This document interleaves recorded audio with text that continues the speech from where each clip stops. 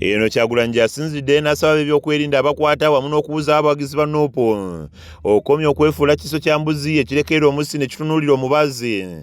N'asaba nti mu kifo ky'okukwata abawagizi be bakwatemu ye kuba y'abakulira. Bakwata bano abaana ba foot soldiers ne babasiba. Nenga commander in chief owa ba foot soldier abali wano lwaki temumukwata. So they intend to intimidate you, baagala kubatiisatiisa mmwe. Ono alaze obwennyamivu olw'abantu abawambibwa n'abamu ku bo ne babulwako amayitire ng'ategeeza nti mu kiseera kino ali mu mbeera nzibu ddala kubanga ebibuuzo ebimubuuzibwa talina ngeri gy'abiddamu naddala buli lwatunula ku b'eŋŋanda z'abo ababuzibwawo kyokka n'agumya abantu nti buli kimu kyakuggwa. Mubabuze emirembe, mubaliise bubi ssente zaffe ze batubbako, temubakkiriza kwebaka.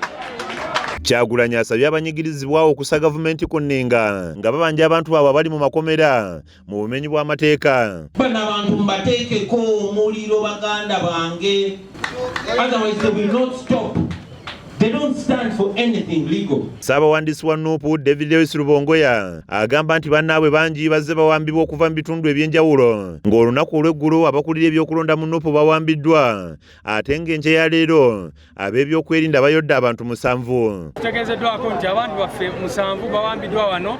Mukimanyi bulungi nti ennaku eziyise bbiri kati Chairman Nyanzi akulira okukunga mu NUP yawambibwa. Election management yaffe akakiiko kaffe ke mwalaba wano juzi nga tukulembera mu nsonga z'ebyokulonda bawambiddwa nga bagiddwa ku luguudo lwa Masaka.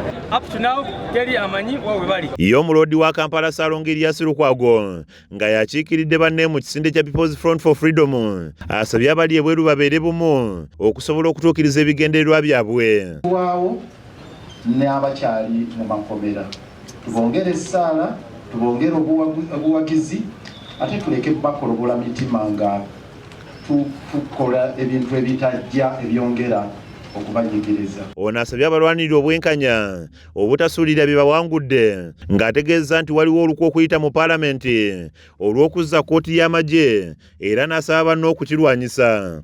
Abagambye nti tulina victories ze tujja tuwangula mu lutalo lwonna, buli territory yonna gy'owamba, let us not seize it.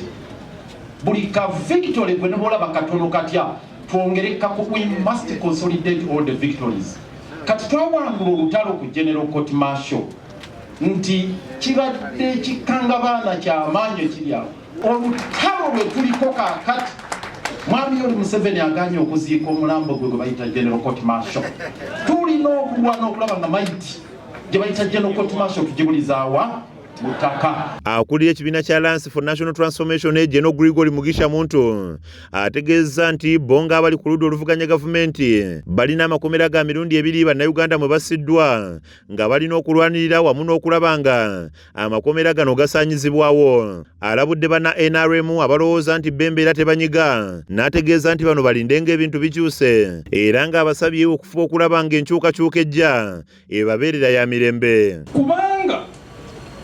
Katonda bwabanga tatuwedde na kisa ne kwawa enkyukakyuka esitebowa olowooza ani anaamanya nti wewe oli wa NRM oli ki. Muka Dr. Kanokiza Besigye nga ye Engineer Winnie Byanyima alabudde abaagala okolagana ne Museveni nga basuubira nti alikyuka n'akabatema nti kino tekirisoboka kubaawo ng'agumiza n'abantu nti obudde bwonna President Museveni wakugenda newankubadde ng'asala buli magezi okwekuumira mu buyinza. Kakati watuuse ali ruthless. So nze mbabulidde jange sijja kutya namwe temutya newankubadde kyali ruthless. Ekyokusatu wano mukiwulirize kinona kiki, he is more ruthless than ever. Mutemunyo kati ekyo mukitegeere, temukitya ate temukitya naye ekyo kituufu. Kakande Paul akusakidde emboozi eno ku Rakesh TV Agalero.